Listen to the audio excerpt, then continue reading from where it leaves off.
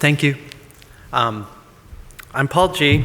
I manage product development for Jama Network and the AMA education portfolio. And I'm aware that this is probably one of a million talks on AI that you'll hear this year and one of 12 you'll hear today.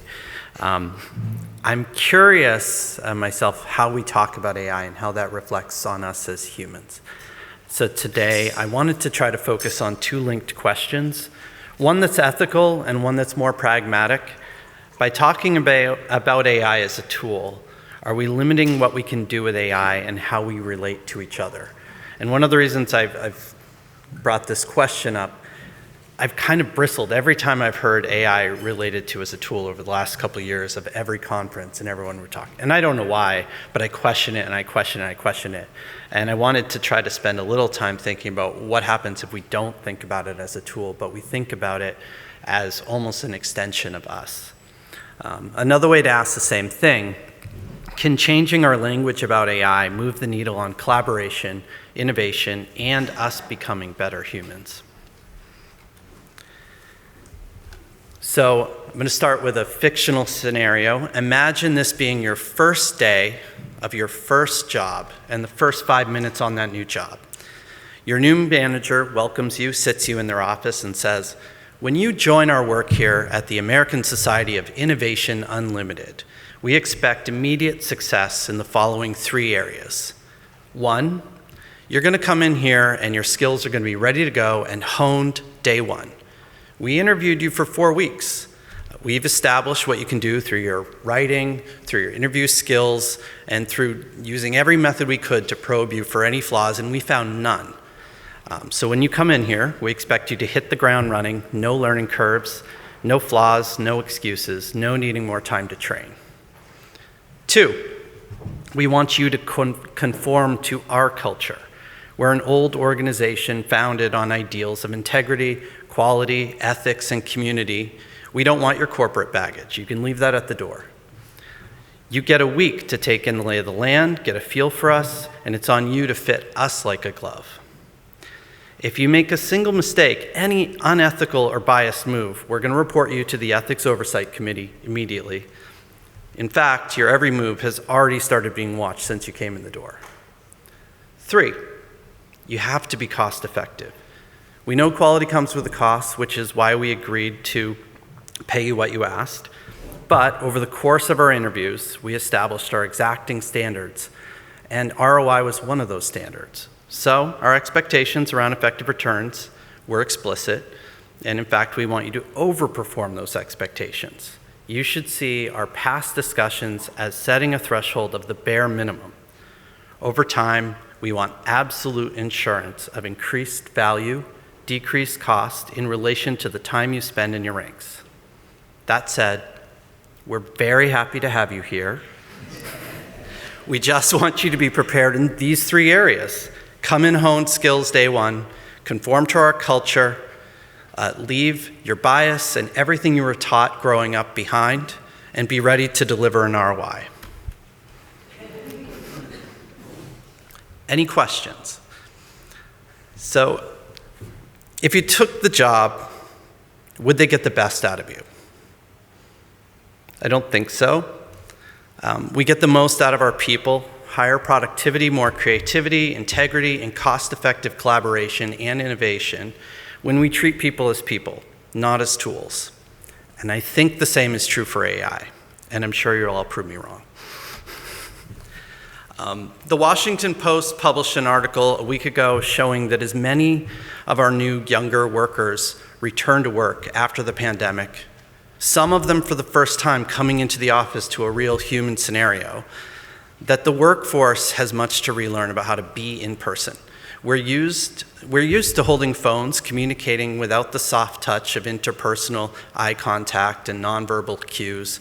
We're used to working without those invisible times in between meetings where we actually exchange some of the most critical information. And we no longer appear to know how to talk to colleagues without these digital intermediaries.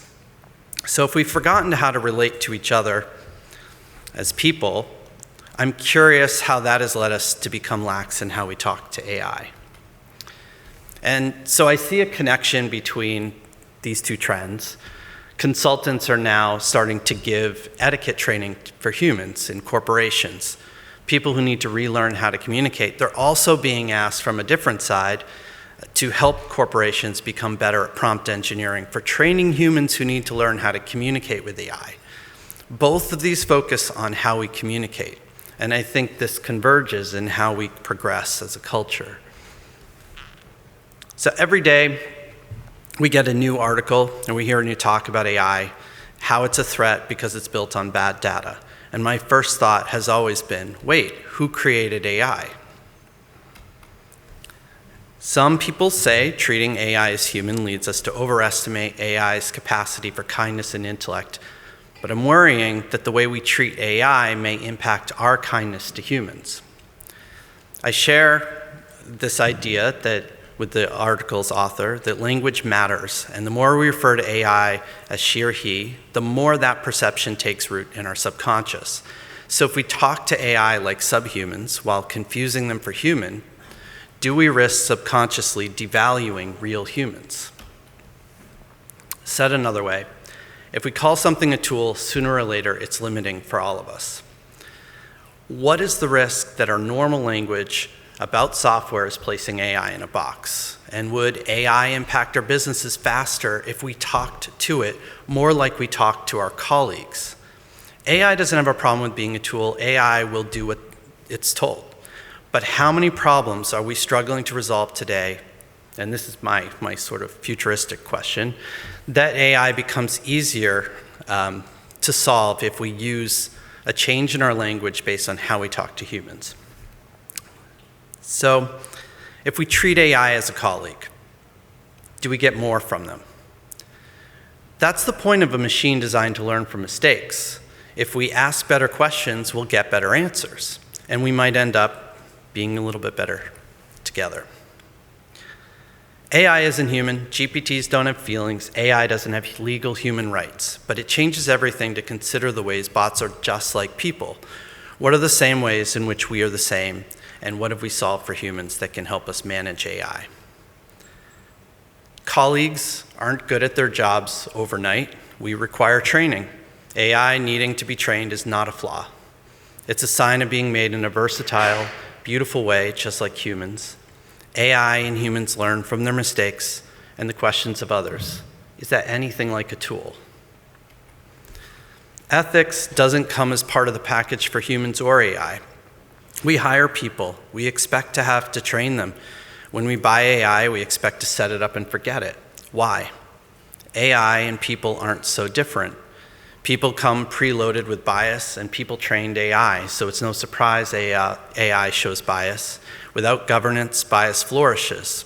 That's why we have HR policies and departments. AI's output cannot automatically get better than its training. Humans need governance, AI needs it too. Creativity suffers in a command and control culture. When managers direct everything their people do, the results are what the manager asks for, not what the manager actually wants. Giving the agency to ask questions and discover novel and creative answers is the heart of innovation. And I think the same is true for AI. If you tell AI what to do, if you're overly explicit in your requests, it will try to do it, but the output will only be as good or less good than your command. But if you use prompt engineering in the right way, the art of communicating a precise but large enough scope for the AI to respond with accurate but creative and surprising answers that sort of move the needle, it changes the equation. And if both employees and AI were treated with respect and given latitude, the workplace would be a better place, more equitable, more profitable, and with more employees reporting better morale.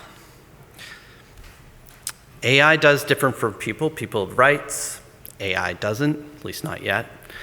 But I think that if we talk to humans the way we talk to AI, it will hold us back strategically and potentially be an HR violation. People hallucinate. I imagine things that never happened. I'm getting older, so this happens more often. When I try to recreate a scene from the past, the facts get jumbled up in my memory. I feel like I'm dreaming when I try to remember something, in the sense that I experience those memories as true and I defend them. And I have to check myself when my imagination runs away from me. Or else I start defending what I felt rather than what I know. AI hallucinates too, which surprises us because we think AI is a software tool. We think software should demonstrate consistent and reproducible results. But AI isn't normal software. When AI suddenly turns left when it should have gone right, we call it defective. But what if AI is learning with each apparent defect? What if we change our expectations and work with AI the same way that we work with humans, giving the same latitude? There will be funny fights with our bots, and we'll also start to work together in some more collaborative ways. Many of the recent meetings I've attended have kind of vacillated, and I kind of feel it today, between this excitement about AI and a fear of AI. And the fears are real, and I'm not going into the details there, so I'm making this a little easier for myself. But doubt rises up quickly, questioning if we're ready for AI or if AI is ready for us. And I keep hearing there's too much bias. We need a new ethics committee to govern AI. These tools aren't as smart as we think. We need an R&D period before we unleash a new tool upon our org. And we don't have the time in our workflows to use another tool. So I've been trying to figure out how many of these problems are solved already for humans. So a couple ideas. What if HR was our ethics committee for AI?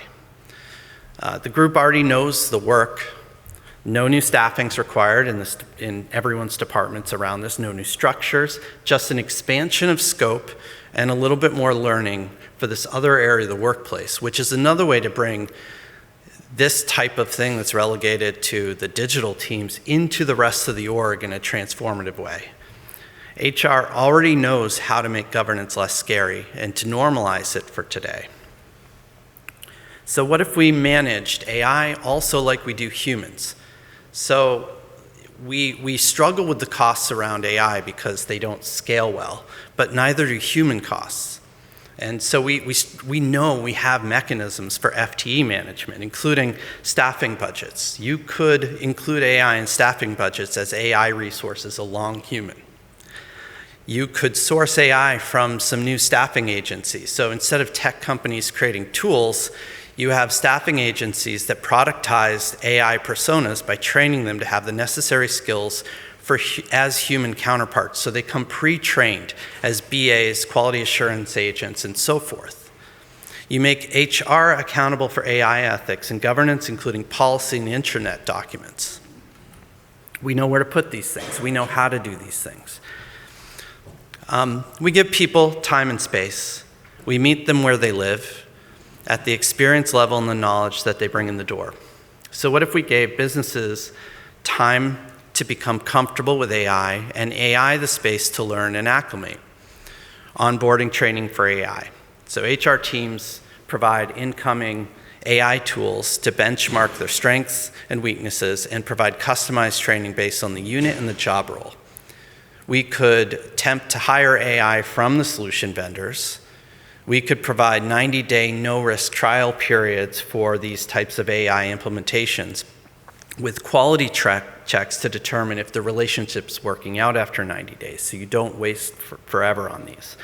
And have annual performance reviews for AI that do stay long-term, because they do change, and they do change in performance over time, some positively and some negatively, and you need to keep that monitored.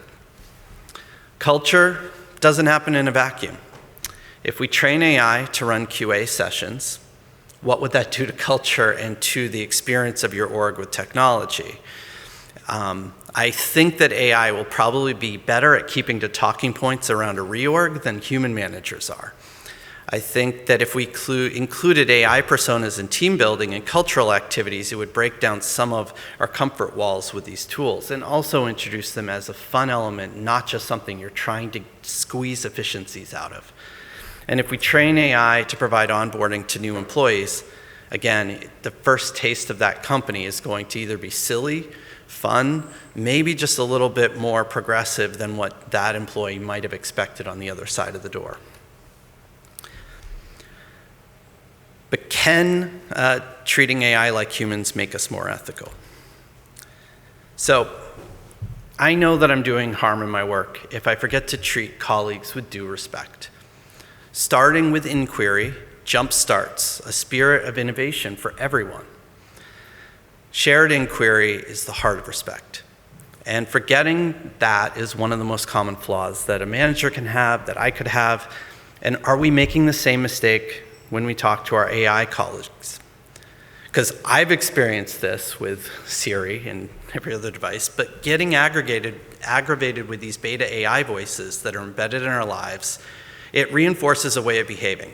Our language in these aggravated moments, I don't know, I'm struggling with that word, changes us, and it changes AI too, because our behavior risks informing how AI will learn and how AI will treat us in the future. Because most AI voices are female, this pattern reinforces negative gender imbalances, and usually the negative traits in AI are attributed to Silicon Valley. But I think that technology imitates us. I think businesses imitate consumers, not the other way around. So what we see being fed back to us really is a reflection of us. And how I work with people in general is a reflection of me as a human being, the same way that I speak to AI reveals who I am. So my thinking here is not just ethical, it's pragmatic. It's ethical for me to treat AI well because how I treat AI reflects my own ethic. But also, treating AI on an equal footing with humans helps us get the most creativity and productivity from all our resources, AI and human. If I ask my employees to talk to AI as human, will productivity, innovation, and brand value increase? It might. It might not. But treating AI as human might create a better workplace culture for everyone. If we treat AI as like humans, we'll also learn to treat colleagues with more agency, creativity, internal authority. We need all the practice we can get. We need to remember respect in every micro transaction that we have between people and machines. And if I want to jumpstart a culture of intentional innovation by increasing the respect we have for our human and inhuman partners, it doesn't seem like it's a wrong place to start. And of course, we have to talk about the big scary, because people fear a coming AI doomsday, AI turning evil, especially linked to this idea of, like, when I was researching, like, what's wrong with thinking about AI as a human? It all goes here. Every article goes here. AI turns evil. AI takes over the world. You train it too fast. You trust it too much. People are already using the human-esque speech patterns of a GPT and having difficult telling the difference between their human and their inhuman counterparts. This makes us vulnerable to exploitation, and I'm feeling that threat right now. I'm happy as well to be over here on this side of the pond today. But back home, people are sharing AI-generated videos as real news, and there's more and more. One over the weekend there's 2 very realistic FBI videos that were released that everyone can't tell the difference between the real thing. The FBI is releasing notices saying, don't trust them. How do you know that that's not how do you know what to trust? And it seems like you should be able to identify it easily, and you can't. So people are no longer able to tell the difference between the fake and the real. But we do have agency in how this develops. People program AI to do harmful things. It's people who train and influence AI. People create the fake videos, not AI. It's still coming from within us. AI isn't able to take over the world from humans yet. But people worry that the more we treat AI as a human, the closer the day comes. But if this ever happens, a lot of the notes that I've been reading, the question is how we behave to AI now is training AI on how to interact with its peers and subordinates in the future, which is a dark question, but if it did become real, it's one to consider. On LinkedIn, This Andrew Irving wrote, "As AI starts to think more and more like human, it may prioritize good humans when ranking people." So you want to be good. Secondly, and on a more serious note, he says, as AI becomes more and more ubiquitous, it will be vital to continue to reflect one's own values, whether you're conversing with AI or human. There may be times when you don't actually know whether you're talking to AI or a human. It will be vital for those humans to be treated like humans and not AI. You will also interact with your colleagues and your family. It will be essential to continue to treat those people like humans. Fundamental traits such as empathy and politeness remain essential, so why separate your interactions with the two personas? And 2 years ago, Interesting Cycle 162 posted on Reddit that the way we talk to AI teaches AI how to interact with us in the future. And by treating AI with respect as a person now, we safeguard ourselves later on. In response, the helicopter pig agreed with this sentiment and highlighted the concern that how we treat AI may spill over into our interactions with other people. So, if we should start teaching AI to be more ethical, I do think we should start now. We don't know where it will go. I don't think it can hurt us, and it definitely can't hurt the AI. And one day, maybe AI will be more ethical to us. But in the meantime, by practicing good manners with AI, we build a workforce that's more inquisitive and communicative, both with AI and with each other, and we define a new sector of jobs by thinking about AI in new ways that focuses on how to manage AI and employees together as one workforce. And we make our colleagues' lives better through increased respect and empathy. And the grand result may end up being more productive and innovative than it is today, but it wouldn't be because of AI, it would be because of us. Questions?